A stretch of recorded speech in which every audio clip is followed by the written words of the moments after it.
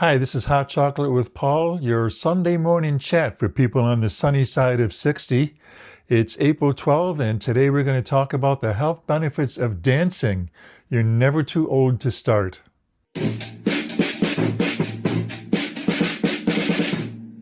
I'd like to start off by talking about some of the specific health benefits of dancing, and then I'll tell you about some of my own dancing activities. Dancing is great for your brain and cognitive health.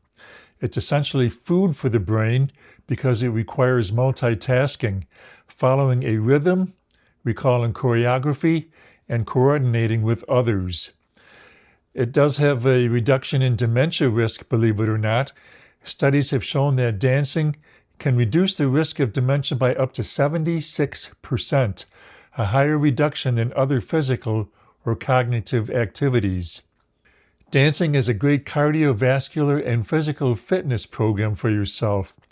It's an aerobic exercise, meaning it strengthens the heart and lungs just as effectively as jogging and swimming. It's good for your heart health, it's good for weight management, and it gives you stronger bones because as a weight-bearing exercise, dancing increases bone density, which helps prevent osteoporosis and reduces the risk of fractures. Dancing is great for balance and coordination.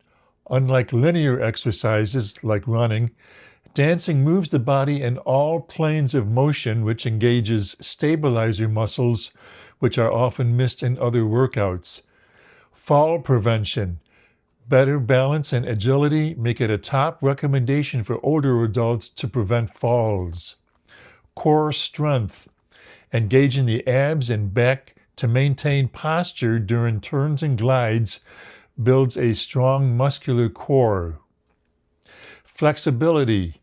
Regular stretching and reaching during routines reduce joint stiffness and improve overall mobility. And it's great for your mental and social well-being. The combination of music and movement triggers a pleasure double play in the brain's reward center. It gives you a mood boost. It releases endorphins and serotonin, which naturally reduce symptoms of stress, anxiety, and depression. It's a great social connection. Dancing in a class or with a partner combats loneliness and fosters a sense of community and belonging. And it's great for your self-esteem. Mastering complex routines can significantly boost self-confidence and body image. So having said all of that, it sounds like you should run out and start up a dance class or join a dance club or something like that. I don't think that's necessary. I mean, you can certainly do that if you want to, but I don't think that's absolutely necessary to get many of the benefits that you can get from dancing.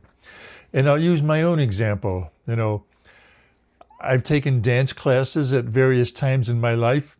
I don't always remember all of the routines, but I feel like I got some benefit out of it where I pick up some movements. Dancing for me kind of started when I was a teenager. And what I would do is I would put my headphones on and play music in my bedroom and just dance to it. That was back in the 1970s, and, we had cassettes and records and reel-to-reels. And what I would often do is have reel-to-reel recordings of some of my favorite music artists. And I really liked putting the upbeat songs one right after another. And I would just pick one of those and just play it for like an hour, maybe 2 hours, sometimes even 3 hours. I actually did that back in my teen years. You have to realize that I was extremely shy as a teenager and felt very socially awkward and very intimidated about the idea of dancing in front of other people. Now, that's something that changed as I got older. The first change to that was while I was in college. I had a roommate who told me that he was taking a folk dance class and that there were something like 25 girls and maybe 4 guys in the whole class. And since I was interested in meeting girls in college, I decided to sign up for that class, and I got exactly the same ratio. And as luck would have it, I actually met my first wife in that dance class. It was a folk dance in college. So not too long after the class started, we met up at a bar in Geneseo. It was the in-between bar, if you remember it, from anybody who went to SUNY Geneseo. And we started dancing there, 2 or 3 evenings a week. And that's how it all started for me. After college and after I was married and we had kids, we often had little dance parties in our house. And the movie La Bamba had just come out. And that was one of our favorite dance tracks, was to take the soundtrack to the movie La Bamba and just put it on and dance to it. And I did that dancing with my 3 kids. And that was a lot of fun. So my shyness stayed with me, because even though I would dance with my wife, Mary, and my 3 kids, I was uncomfortable dancing with anybody else. And that's something that actually stayed with me right until my mid-50s, believe it or not. Because I got so comfortable with dancing with her that I felt very shy about dancing with anybody else. So it was after she decided to leave me, which is another story, I'm not going to get into that. I decided to go on a cruise by myself for the first time. And this was March of 2016 when I got on this cruise. And at one point, I said to a group of people that I met, let's go to the 70s disco party tonight. So we met there. And when the music started playing, I just, without even thinking about it, I just jumped up and said, okay, who's with me? And I just got up and I started dancing. So we all got into this circle and we started dancing. And then one by one, as they were getting tired out, they sat down. And the next thing I knew, I was up there dancing by myself. And I looked around and I realized nobody cares. I'm doing this for myself. Well, I got a reputation during that cruise as being a dancing machine. And I liked that reputation. And I carried that on back home among friends. I started dancing more with friends. And I met even more friends. And, over the following months, I met a lot of people. And we regularly got together for dancing.